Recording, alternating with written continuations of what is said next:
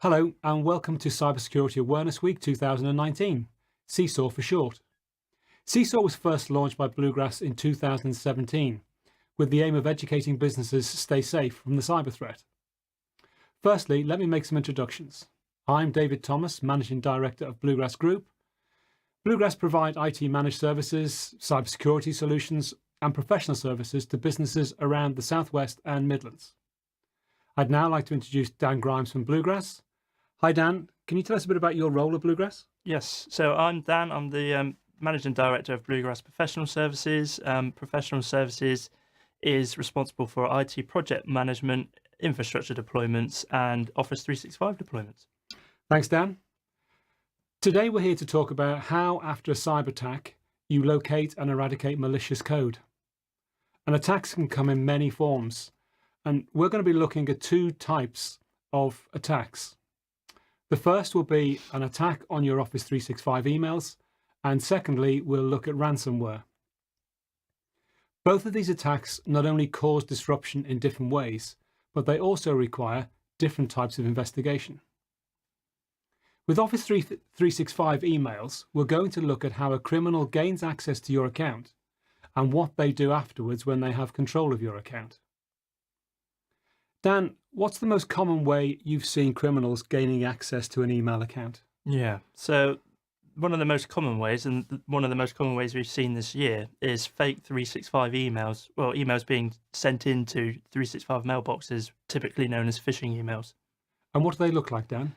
So the emails look really genuine. The ones that we see more often are sort of emails pretending to come from Office 365. So from Microsoft? Yes. Yep. Okay. So let me summarize that. So I get an email that looks genuine. Yep. I click the link. Yep. Enter my email address and password, for example, on the Microsoft fictitious site. Yep. And to me, the user, nothing visible happens. Correct. Is that correct? That is correct. Yep. So the emails look totally genuine. They've got the Microsoft logos all over them. The ones that I've seen personally multiple times are emails which look like they've come from a 365 user asking you to look at a shared document. Okay. From Office 365. So it's basically a spoof. It's something I believe I'm going to receive. Correct. It could be like a project plan or an invoice or something like that. Okay. So how does the criminal basically, well, they now have my details. Yep. What do they do with them? So once you've clicked a link in that very genuine looking email, you have given them your username and password to Office 365. So what they can do with that is typically and literally log into your Office 365 mailbox. And from there, they can then do whatever they please. Okay. And those types of things are usually looking at the types of emails you receive, who you most commonly send and receive emails to. What they usually then do is set rules to instantly delete emails from people that you receive emails from on a day-to-day basis. The reason they do that is because they use your account to spam out or send out thousands of phishing emails. The reason for the blocked rules is so that if those people reply saying I've just received a phishing email or a dodgy looking email, you won't see the response. So okay, so I've given away my details. Yep. Unbeknownst to a criminal. They're accessing my account through Outlook Web Access. Yep. And they're sending emails out and I don't even know they're being sent out. Yep, that's correct. So you mentioned that they delete the emails. And I guess that's so I can't see them. Correct. Yep. But they don't go in the deleted folder. They're taking them out of the deleted folder. So even if I go in there, yep, I've no idea what's happening. Yeah, and that's just so that you don't spot straight away that your account is being used to target more people. Right. So basically, they're able to do whatever they want to do, and also take a look at the data that I have in my emails to see whether it's something which is valuable to them, and then copy that data? Yes, correct. The most common scenario we see is once they're in their mailbox, they see what types of people you've been emailing that might typically pay an invoice, so finance departments. Okay. And if they then send a phishing email from your account and that recipient receives one from you, they're more likely to respond to it because you're a known person. Right. Okay. So my account's been compromised, and I find out that my account's been compromised. Maybe that I get a phone call from somebody saying, "Did you really send this email?" So what steps do we go through to limit the attack and prevent further damage, Dan? Yeah, so what we have to do is instantly change that password for the user for 365 so that that then kicks out whoever's gotten in maliciously. Second to that, we then look at the logs inside 365 to see where emails have gone, to look at what sorts of numbers we're dealing with, and to what types of recipients have received the emails. What we then do is look at what rules might have been created in the mailbox or in 365 to then understand what emails might have been deleted, and what actions those rules are taking. Well, what we then obviously immediately do is turn those rules off, but not delete those rules. Okay, so for people watching this, can we just look at what a rule is? Yeah. It's something which you or I or any user can set up. That's right? That's correct. So in 365 and in the mailbox settings, you can create rules which control the flow of email when either they come in or go out. Based on criteria, you can define actions. So, for example, you could set a rule to delete an email from a certain person as soon as it's received, and those are the types of rules we see. Right. So you don't need to be a technical expert to set rules up, and any user of 365 can set rules up. Correct. It's driven from the front end menus that you see in 365 when you log in. Okay, but basically to the user, they're hidden because we don't often go in to look at rules that we've set up. That's right. They are. You only go into the rules if you are going to set one. So if you're working happily and you're none the wiser, you wouldn't go in to check those rules. No. Now, you mentioned as well investigating email logs. That's not something that any user could do, is it? Do you need some knowledge to be able to do that? You do, and the way that we do it is from the admin side of 365, so that we can see at a 365 tenancy level what emails have gone to who and when. It's something an administrator would need to do. Okay, so for something, even though we've given away our credentials, we can check some things ourselves as users, but what we've got to do is we need some expert advice to be able to go and check those logs, because there's going to be some interpretation needed in the logs. Would that be right? Correct, yeah. Yep. Because you might want to check what the subject of the email, you might even be able to see if an attachment was included, and if you might want to see what recipients were included so that you can warn those people yourselves. Okay, so you've gone through the logs, you've investigated the rules, you've turned the rules off. What would you do next? So if legitimate emails have been deleted as well, which can happen, you're going to want to obviously restore those emails and those folders from backup, to restore the contents of those files and folders. Okay, because the criminal could be deleting emails. Correct. So you need to get them back. Yep. Okay. So this is an example where backups, even of emails, are absolutely critical. Yes. Because a couple of things here. If this is a reportable breach, and I mean reportable to the ICO, care is needed on what you're doing, and you have to maintain the evidence of the investigation so that it can be given to the ICO. Yes. So because you didn't say you deleted the rule. No. So what we do is take screenshots of the rules so that we can provide proof of when the rule was created, what the rule was doing. And then you can tally that with the message logs, which prove that what the rule said it was going to do was actually happening. And you've got the logs there. And you can also prove to the ICO how many people it went to, and sort of cover the area of attack that way. Okay, so something that's really important here and critical is that by the very nature that a criminal has access to your data, and emails are data, and some of them, depending on the type of organization you are, will contain personal information. It's critical that in the process of investigation that you're gathering data so that you can hopefully say to the ICO, nothing was breached. But in the instance that it is a breach, again, having the information you need at hand could limit the damage to you from the ICO. Okay, thanks, Dan.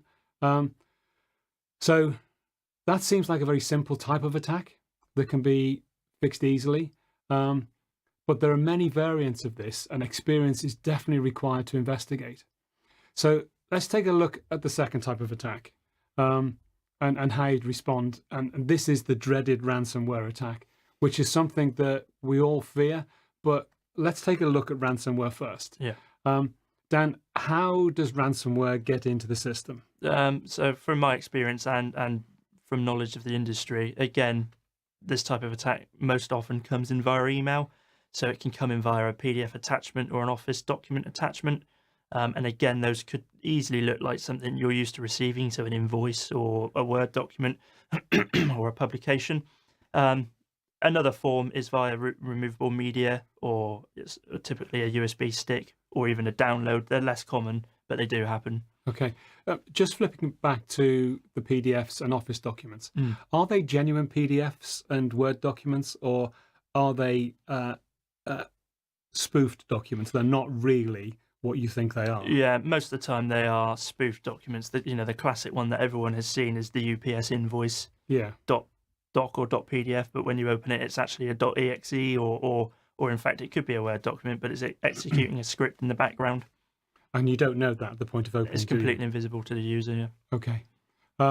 So we now know what that is. Can you outline for us what a ransomware attack does? Yeah, sure. So just carrying on from what I said there, a ransomware attack usually comes in via email. You open up the attachment. It could come from someone you know in one of these phishing attacks. And what that does is when you open that program, a script or a program runs in the background, which is completely invisible to the user.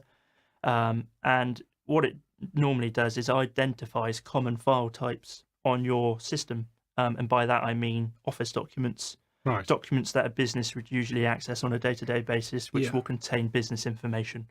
When it finds those documents, it will encrypt them with 256-bit encryption, so that it renders it inaccessible. So 256-bit sounds a bit frightening and technical. Yes.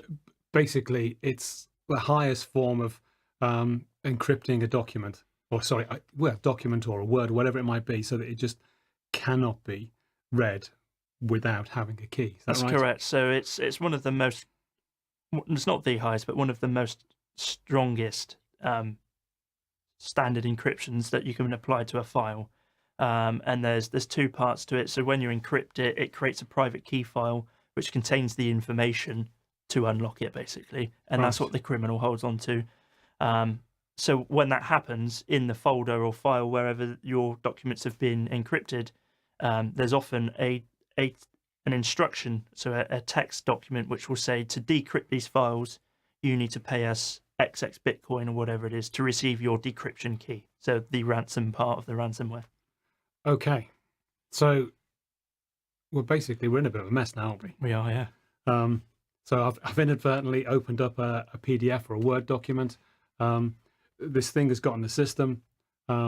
It's gone and encrypted all of my documents, and it's put a message up there saying, basically, you've got to pay me money to now get everything back.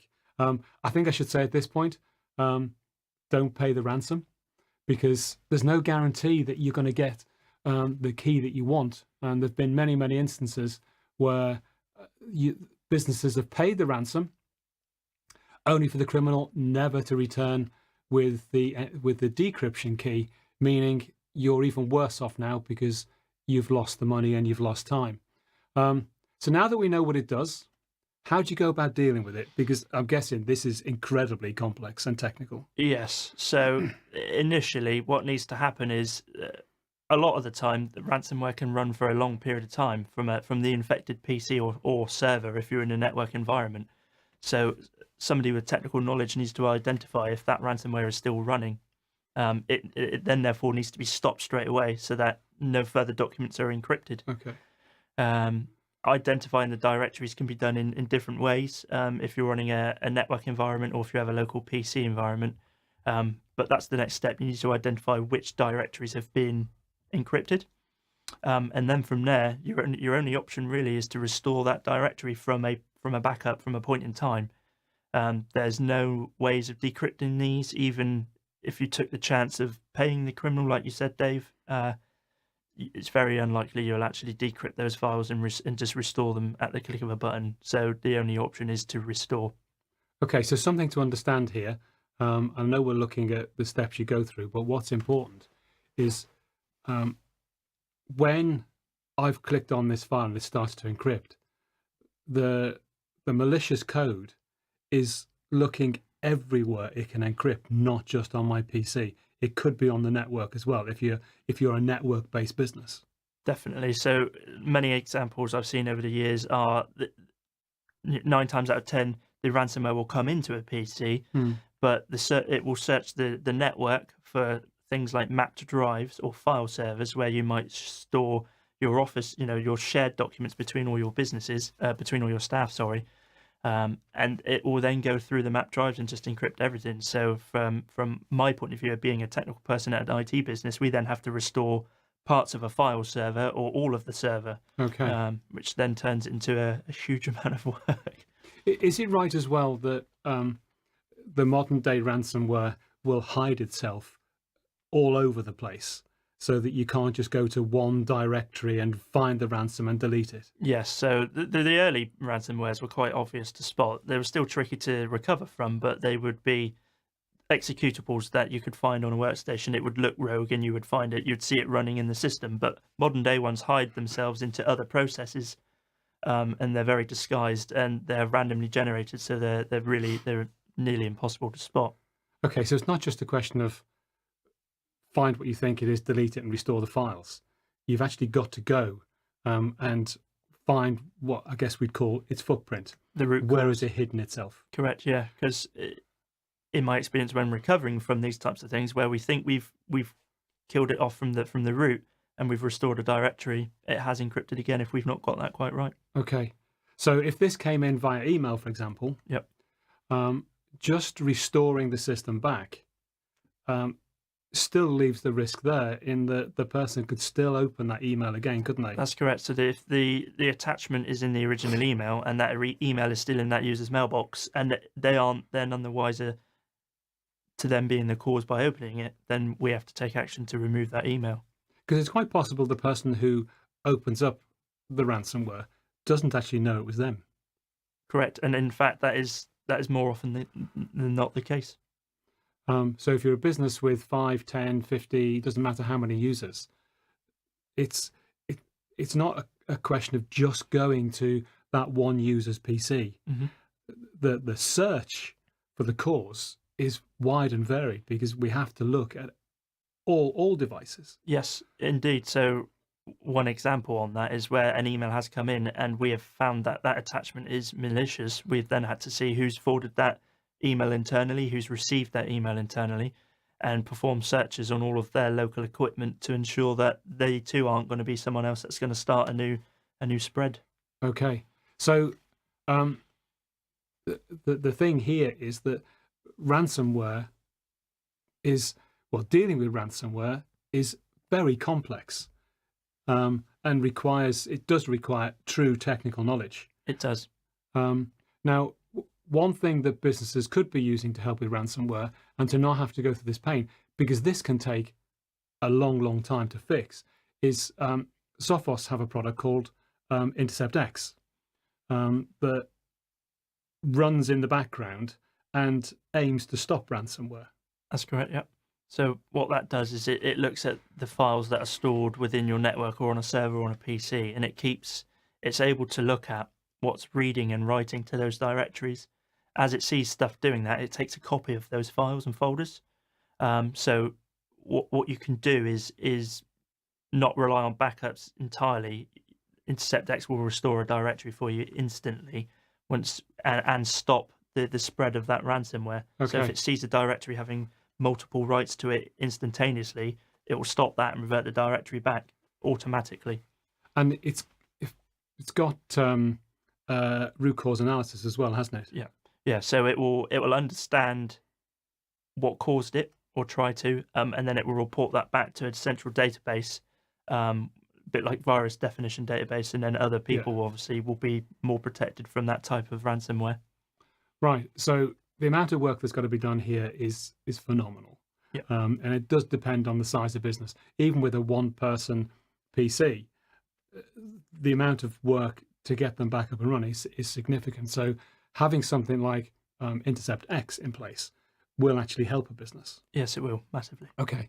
But also another really key point is that with regards to recovery, you need good and very frequent backups.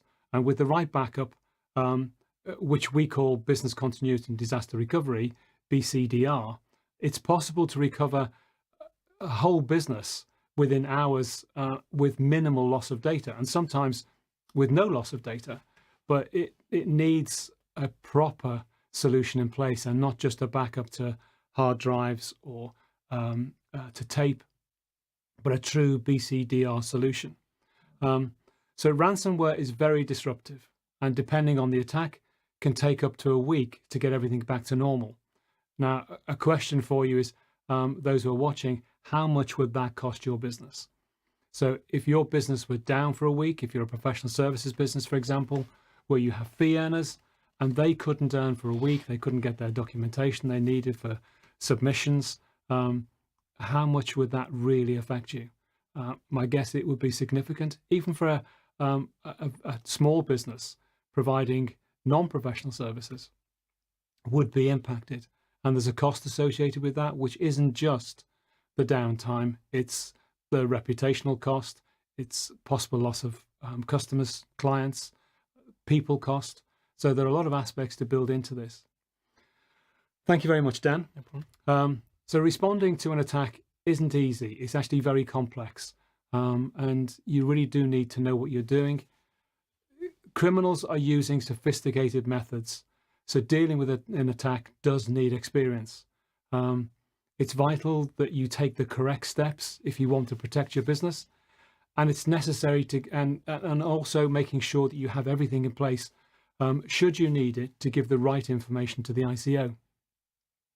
As mentioned in our data breach webinar, I'd suggest that your first step following this webinar, or sometime within the next week or two, is to define your policy for breaches. So how do you go about dealing with a ransomware attack or your emails being compromised? It's something that's important because you need that in place to allow you to react within a good period of time and to give confidence, not only to the staff you have, but also to your clients, so that they know that you've got something in place and that they're not going to have an issue. The second thing is that you really need to have at hand key contact names and numbers, such as your IT provider. So if you use an external IT provider, make sure that you have the number to hand, because time really is of the essence. If you've got a ransomware attack, you need to shut that down really quickly. And knowing who to call with your IT team will save you, and it could save you a lot. The next organization would be a solicitor. Solicitors, yeah, they are good in this instance. And I know this sounds odd that we're talking about how to deal with an attack such as ransomware, but they're the ones who can give you advice on what you need to do and say to the ICO. And then finally, you could engage a specialist company, and there's a local one in the Southwest called Newbright, who provide services for data protection and cybersecurity, and they can provide you with the necessary skills and resource you need. If you have any questions or need advice, our details will be shown at the end of the webinar. Thank you for watching. Stay safe